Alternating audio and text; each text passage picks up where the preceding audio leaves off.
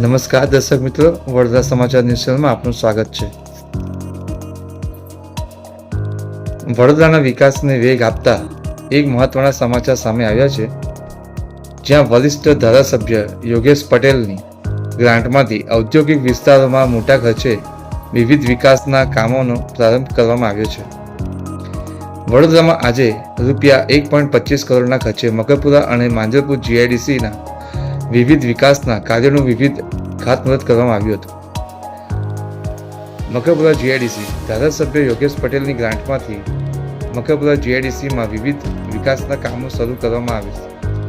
આ પ્રસંગે ધારાસભ્ય યોગેશ પટેલ સાથે પૂર્વ મેયર નિલેશ રાઠોડ, વોર્ડ પ્રમુખ VCCI ના અગ્રણીઓ તેમજ કાઉન્સિલરો ખાસ ઉપસ્થિત રહ્યા હતા.